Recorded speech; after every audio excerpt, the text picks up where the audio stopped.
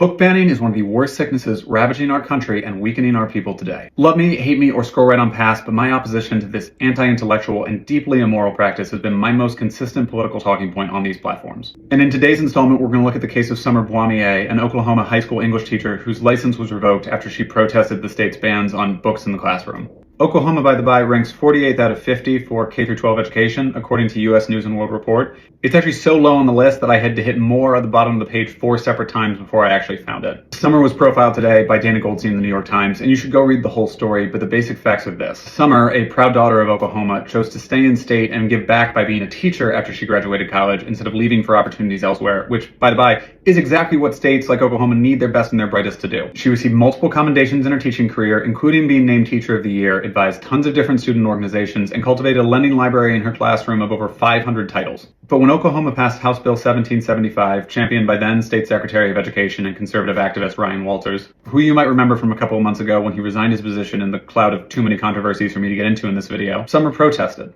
The law prohibits teachers from discussing quote-unquote divisive subjects in the classroom and also forces them to remove all books whose contents diverge from the school board's sensibilities on race, gender, mental health, U.S. history, relationships, and a host of other topics. But while her colleagues begrudgingly packed up boxes of books to remove from their rooms, Summer covered the walls of her classroom with posters titled Books the State Doesn't Want You to Read, and then linked to the work done by the Brooklyn Public Library, my library, on their Books Unbanned project, which provides every teenager in America access to their full catalog. It took less than 2 days for Summer to be banned from her classroom, and when she was told she could only return if she dropped all protests to the law, she resigned instead. That already was a huge loss for the people of Oklahoma. But even though Summer moved to New York, the state board pursued her for further punishment, seeking to revoke her teaching certificate. For context, that's a punishment normally reserved for cases of abuse or serious fraud. And even though an administrative hearing recommended that Summer keep her license because there was no evidence of banned books being taught or her providing direct access to banned books in the classroom, the state school board, led by Walters, still voted unanimously to strip Summer of her certificate. This has all more or less devastated Summer's life, affecting her economics, her health, her mental health, and locking her in a potentially years-long lawsuit against the state in order to get her certificate back. I want to be absolutely clear. Opposing book bans has nothing to do with voting red or blue. It is about ensuring that our country is as strong as it can be, with well-read citizens who have been exposed to a range of perspectives such that they can navigate this world and all its complexity with the skills and the insight required.